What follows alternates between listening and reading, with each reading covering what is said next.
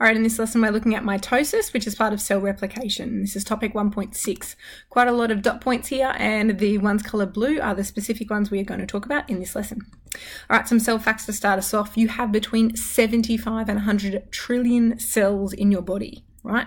The human body undergoes 10,000 trillion cell divisions in a lifetime, which is almost unfathomable to us.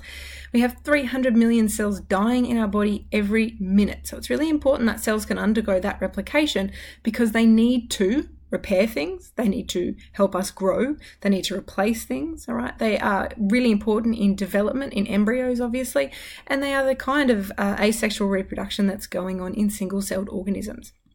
Some cells last for a really long time, right? Part of your brain cells, they're going to stick around for as long as they possibly can. However, things like skin cells or even gut cells don't last very many days, right? So they might be 2 weeks, 3 weeks, depending on what their job is. If they're exposed to that constant movement or say the external world like our skin, then they're going to die off quickly and be replaced quickly.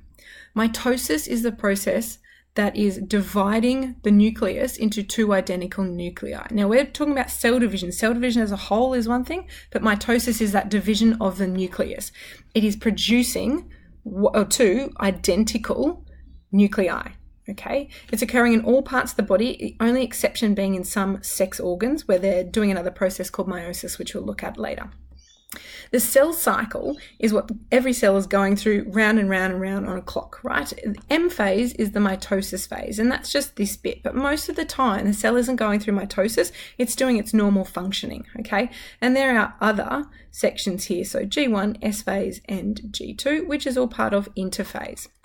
Mitosis aims to have those diploid cells, which means it has pairs of chromosomes and it is replicating it. So in terms of humans, we have 46 chromosomes in each cell, which means we have 23 pairs. And what they are trying to do is make identical cells, or two of them. They call them daughter cells. I'm not sure why they use the female, but they do. So we are aiming to look at this in particular. We're starting off with, say we've got two pairs here. They are going to replicate very quickly. They're going to all line up, and then they're going to be pulled apart and separated. And you can see here that this is exactly what we started with, only we now have two. You'll see this drawn up in so many different ways. Some will be very, very detailed. Some will be very, very simple, like this one. That's particularly simple. And you'll see some lovely GIFs and videos around if you have a look for them. Okay, our stages of mitosis are exactly as follows: interphase, prophase, metaphase, anaphase, and telophase. It's very helpful if you can remember all the starts of the names of these phases. I want you to know there's a lot of wording in the next stuff, right? I'm going to talk, and there's also a lot of information, but I want you to perhaps listen first of all and then go through this bit by bit and pull it apart. Our first stage is interphase, and interphase is really when the cell is preparing for that replication or that mitosis phase, or M phase. It's the longest portion of the cell cycle. Okay, spent in interphase, and this is where the normal cells are doing, the normal function of the cells happening. So if it's meant to be making an enzyme in the stomach, then that's what it's doing. At this point, there's two of each of these chromosomes. So there's a pair here, and then there's the red pair. This is representing a very long string of DNA, and it wraps around a whole bunch of proteins, but that's essentially what it is. And we're going to refer to it as a chromosome because that's what it is. At this point, it says single chromatic chromosome. It's just this one long strand, and this black dot in the middle represents kind of its joining point when it's going to snap apart. At this point in interphase, the mitochondria and the cytoplasm are starting to increase in preparation for them potentially being two cells. If it's a plant cell, then the chloroplasts are also doing the same thing, and also there's a lot of cellulose being made, which is what's used in new cell walls. So it's preparing itself, but it's not quite doing that division yet. There are three phases of interphase: G1, S, and G2 phase. In G1, the cellular contents is duplicated. So all those things out in the cytoplasm start to get duplicated. In S phase, it's that new genetic material it's starting to make in preparation for that mitosis phase. So the interphase, as I said, we're starting off with one really long piece of DNA here, and it's starting to literally unzip, and then it can double itself up so that by the end of it, you've got these sister chromatids. So this is what we're looking at. It's still one chromosome, but it's got two potentially. If we tore it apart, it'd be two of the same thing. So we call that sister chromatids, and that's what we're aiming to do during that S phase of interphase. All right.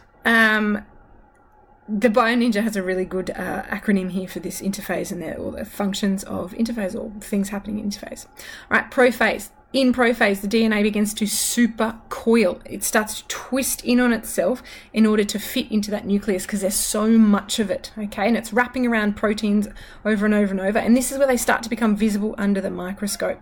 At this point, we've got the two sister chromatids present, so those two potential bits of our chromosome, and spindle fibers start to form. So centrioles, which are the organelles in the cytoplasm, start to form these little, I guess it's part of the cytoskeleton, so something that gives it a bit of structure, start to come in and attach themselves, okay? At this point, the nuclear membrane is also breaking down. This is what I mean by supercoiling. It is curling all the way around histones, okay? Very, very tightly packed, so that this is what it looks like with its sister chromatids. Excuse the spelling errors in here, they're terrible, not mine. But again, really important parts here, our centrioles or centrosomes, sometimes as they're called, start to come about. They start to develop these spindle fibers or microtubules, and the nucleus is starting to break down that membrane around the outside. Okay, we're up to metaphase here. Now, metaphase is a part where all the chromosomes start to line up in pairs along the equator, so right in that middle section of the cell, and the spindle fibers begin to come out of the poles, so at each edge, and they start to attach to the chromosomes, okay? Those microtubules are growing so they can go and attach towards the center of those chromosomes. The microtubules start to shorten, and it's this little tug of war that's happening in between them. That means if you've got a chromosome here and it's being attached to here and attached on the other side, there's this nice little tension where if both sides have attached to the microtubules properly, there's a little bit of a tug of war happening. In anaphase, that tug of war is sort of won, okay? Each spindle fiber shortens and begins to pull at the centromere, and that means those sister chromatids snap apart entirely and move towards the other end of the cell. We've got identical nuclei being formed here. Now, in telophase, what happens is the nuclear envelope can now start to envelop those two new nuclei. We've got two separate sets of chromosomes, separate sets of DNA that are brand new, and that membrane starts to enfold around them. They start to move towards the polar end, so either end of that cell, and at this point, all the other cell contents has started to replicate as well. The next phase is called cytokinesis, and there's quite a lot going on because remember, all we've looked at so far is the nucleus dividing, nothing else. Right, in cytokinesis, this is the actual cell part of cell division, not just the nuclear division. It's occurring differently in plants and animal cells because they have different needs. Now, if we have a look over here, this is called the cleavage furrow because it looks like cleavage, funnily enough. But what is happening here is really this is being pinched in by different cytoskeleton proteins, okay? And even though it looks like we're putting a hairband on it and squeezing it together to pinch those two cells apart, actually this is happening from the inside, okay? So that new complete and whole cell membrane is happening around the outside.